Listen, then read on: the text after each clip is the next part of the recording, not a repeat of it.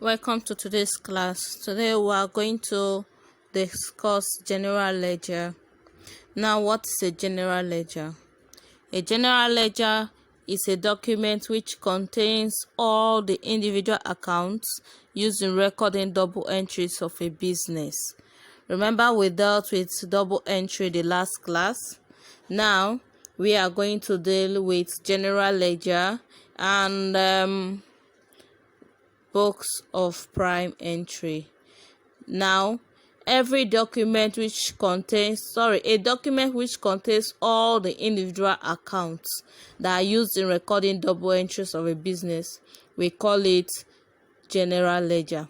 Now, general ledger could be in physical form or it could be a software application. That will take us to charts of accounts. In charts of accounts, we have charts of accounts is a list of accounts created by a business to be used to organize its financial transactions into identified categories of assets, liabilities, income, and expenses. That is, every account has a particular chart, a unique means of identification, or a unique code that members of staff responsible for recording information can easily follow.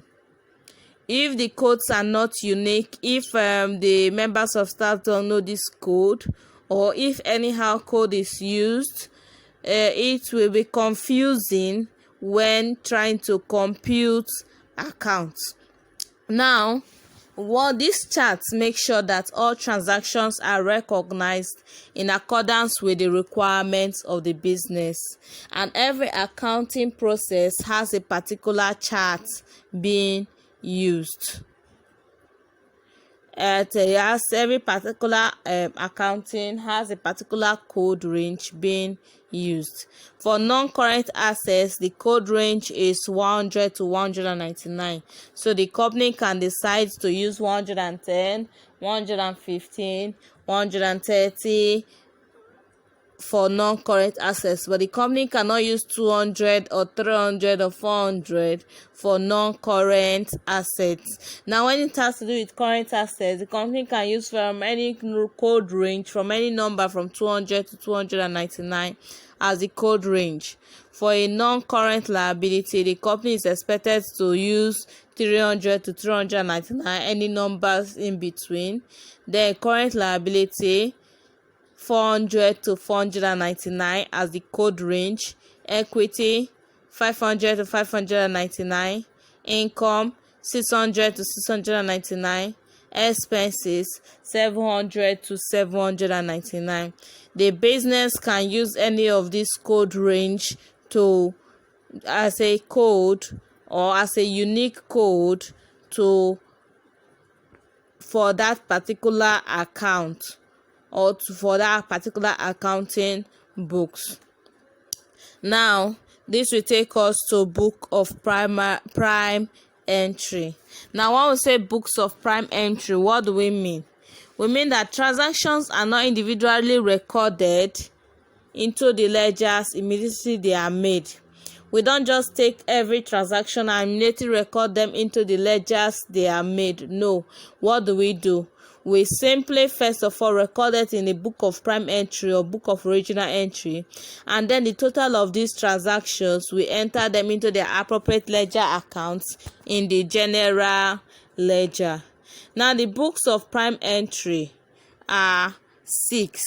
Yes, the books of prime entry are 6. We have the sales day book. When we say sales day book, what do we mean? This sales day book, the function is to record sales on credit, that is trade receivables. Record sales on credit, that is trade receivables from sales invoice. Now, sales returns day book is the second one. In sales returns day book, we record items returned by credit customers. Now, what is the difference between sales day book and sales returns day book? Sales day book, you record sales on credit from sales invoice, that is trade receivables, money the customer will credit or will give to the business. Now, sales return day book, you record items returned by credit customers. That is credit notes issued to customers. Items returned, you record it in sales returns day book. Then we have the purchase day book. The purchase day book, you record purchases on credit from suppliers. That is trade payables. Remember, we've done trade payables and trade receivables before, so I do not need to go back there. But in case you still do not understand, draw my attention to it. Now, in purchase day book, you return purchases on credit from suppliers from purchase invoice. While in purchase returns day book, you record items returned to what? To suppliers. Items returned to suppliers are usually written or recorded in the purchase return day book. Now, what of cash book? Cash book is when you it's a book where all cash received into the bank account or cash paid out of the bank accounts are recorded. All cash received into the bank account or cash paid are recorded in the cash book. Now, cash receipts and cash payments are part of the sales and purchase cycle, so we will always also include them. Now, that will take us to journal. What is a journal? A journal is a book where you record transactions that are not recorded in any of these books of prime entry. If you don't record it in sales day book, sales returns day book, purchase day book, purchase returns day book, cash book, you record it in journal. I believe that is understood. Now, books of primary entry are useful means of summarizing large number of similar transactions like credit sales, credit purchases, and cash, and bank statements and receipts. That will take us to accounting for sales. Every business makes profit by selling goods and services to customers to create revenue or income for that business. Sales might be for cash or for credit. There are documents used in a system designed to account for sales. Now, in accounting for sales, these are the documents that are used in a system, in a designed system. The first one is sales order. Now, sales order, this document is from the customer when placing an order. When the customer is placing an order, the document is called sales order. The next is goods dispatch note. Goods dispatch note is a notice to inform the customers that the goods requested has been dispatched. That means the goods are on their way to the customer. Then the next is delivery note. A note that accompanies the goods, where the customer will check if the goods requested are the goods sent. That should be in the delivery note. The next is sales invoice. Now, sales invoice is a request for payment from the customer for goods delivered.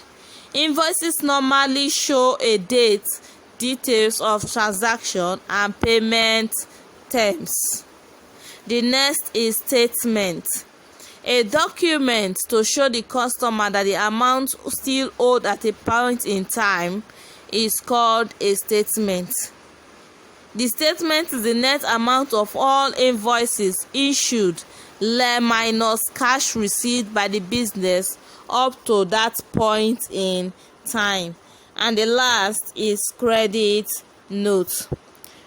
Credit note is issued when a customer returns goods and the business agrees to it. When a customer returns goods and the business agrees to it, it's called a credit note. That will take us to recording sales. When we say recording sales, what do we mean? Let's start from sales day book. When you want to record sales in sales day book, remember, sales day book is when you use it to make initial record of sales on credit credit sales transaction are entered in the sales day book as a list. You record it as a list. You record the sales day book as a list. Now, periodically, that is probably weekly, monthly, or yearly, a total of all the transactions you record in your sales day book, you post it to sales and receivable control account in the general ledger, and the individual amount used to update the customer's individual balances in the receivable ledger. Now, that is monthly, you post it in the general ledger, in the receivable ledger, in the general ledger. Now, let's take an example. For example, a company made the following sales, which has to be posted in general ledger and receivable ledgers. Sales day book, customer sale. Ojo is to credit the company 15,000 naira. So goods were sold to Ojo for 15,000 naira. Tunde, goods were sold for 20,000 naira to him. Hassan, goods were sold for 55,000 naira. The total be 19,000 naira. And now you are told to record it in the general ledger. What do you do? In general ledger and receivable ledger, what do you do? In the general ledger, you record your double entry account, which is what? For every debit, there must be a corresponding credit. For every debit entry, there must be a corresponding credit entry. I believe we know that. Now, in our general ledger, we have receivable control account, which is what? Sales, 90,000 naira. And then we have the sales account, which is receivables, 90,000 naira. I believe that is understood. Now, that takes us to our receivable ledger. The receivable ledger is a ledger where we record our individual sales. Ojo, everything will be on the debit side, 15,000 naira. Sales, Tunde, sales, 20,000 naira. Hassan sales, 55,000 naira. Now, receivable ledger is different from general ledger. General ledger follows the double entry principle. Receivable ledger does not do that. Now, the posting to the general ledger might be recorded as a journal entry. That is the debit side, and the credit received control account, which is 75,000 naira. Then sales in the credit side, 75,000 naira. That is being posting of sales from the sales day book. It can also be written like this. Debit, credit, general ledger, sales return, and then receivable goods, amount of goods represented as X, receivable amount of goods represented as X. Then in our receivable ledgers, we post individual customer accounts, credit, as what? X. I hope it is understood. Now, there are two ways of posting in our general ledger and receivable ledger, which we have done. We can post it in as a sales return day book this way, or we can post it as sales day book this way. I believe it's understood. Now, let's look at a typical example of a sales day book. Uche is owing the company 11,000 naira. Amina collected goods of 20,000 naira. Kemi collected goods of 25,000 naira. Dami collected goods of 10,000 naira. The total is 66,000 naira. In our returns day book, in our sales returns day book, Uche returned 2,000 naira out of 11,000 naira. Then Amina paid 20,000 naira cash. Kemi paid 20,000 naira cash out of the 25,000 naira. Remember, sales day book, Uche returned goods. So we name them 1, 2, 3.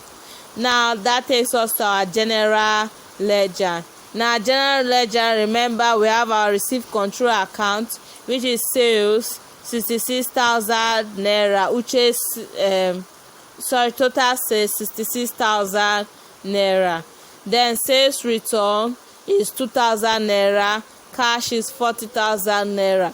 Remember we did this in the last class.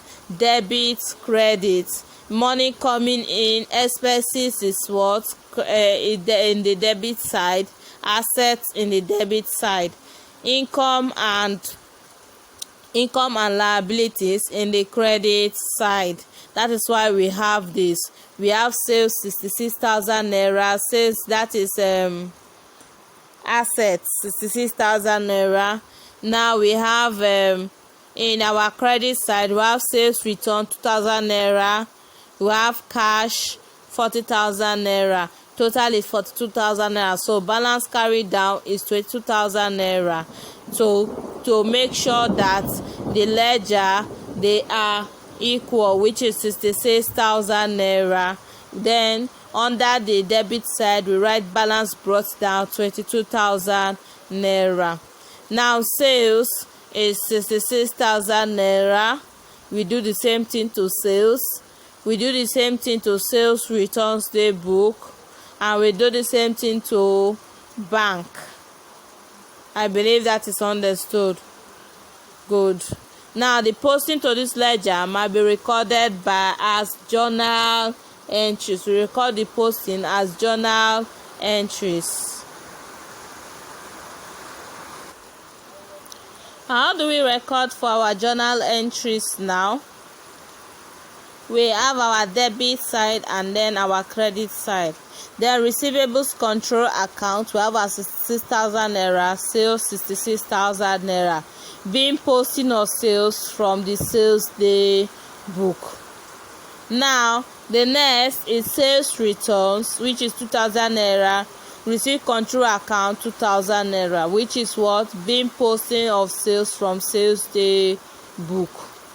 Now the next is bank, which is 40,000 naira, and receipt control account, which is 40,000 naira, being cash received from customers. Now receivable ledger, we have Uche sales. Remember we had receivable ledger before. Now this is just the normal, the solving to our receivable ledger, where we have sales. Uche made sales of 11,000 naira, which, and then he returned 2,000 naira, which will now have balance carried down 9,000 naira. Total is 11,000 naira on both the debit and the credit side, where we write our balance brought down 9,000 naira. Amina, on the other hand, made sales of 20,000 naira and gave to the business 20,000 naira. So Amina is not owing anybody. Kemi made sales of 25,000 naira and later paid 20,000 naira. Balance carried down 5,000 naira. So to make sure that the two accounts correspond or are equal, that means balance brought down is 5,000 naira. Dami sales is 10,000 naira. Dami did not make any payments. So the balance on these accounts in a receivable ledger in total are Uche 9,000 naira, Kemi 5,000 naira, Dami 10,000 naira. Total is 24,000 naira. That will take us to discounts allowed. I believe you understand it. If you do not understand it, call my attention to it and I will try to break it down again for you, or you can listen to the recording multiple times till you understand it. Now that takes us to discount allowed. Now every sales, or rather every business has or gives two types of discount if they actually want to. Businesses may give two types of discounts. They may give trade discounts or settlement discounts. When we say trade discounts, what do we mean? Trade discounts is price reduction given to a customer. That is, the invoice is issued at the reduced price amount, so there is no need for double entry problems. The goods are sold at a lower price or a lower amount. That is sales, that is trade discount. In settlement discount, the customers are expected or are given discounts when they pay earlier. For example, a trade or a business selling goods might decide to say, if you pay within 30 days, you should pay the sum of 20,000 naira. But if you are going to pay within 3 months, you pay the sum of 25,000 naira. That is settlement discount, which is also cash discount. The amount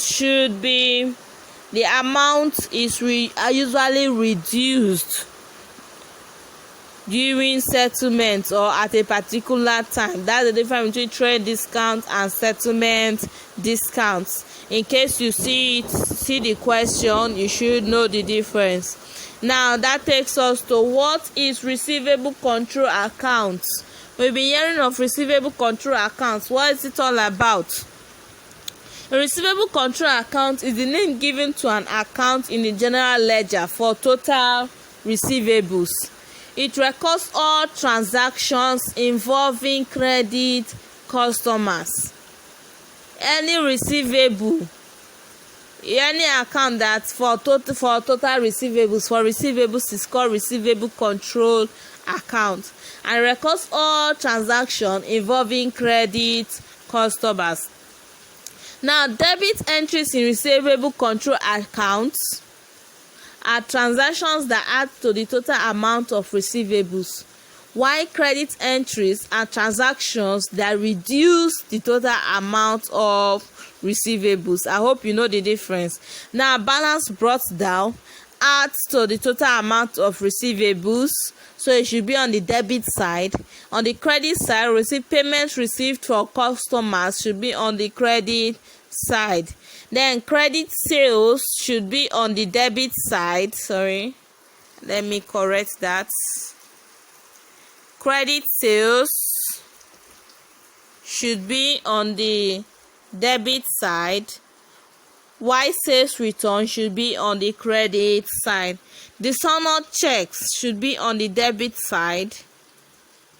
Then revenue adjustment. Now, revenue adjustment is when the customer fails to take discount when expected to do so. It will be on the debit side. But when the customer takes discount when the customer is not expected to, the revenue adjustment should be on the credit side. Now, what should also be on the credit side should be bad debts written off, contra entries, and balance carried down. Balance brought down should be on the debit side. Balance carried down should be on the credit side. That is all for this class. If you have any questions, reach out to us and we will answer you.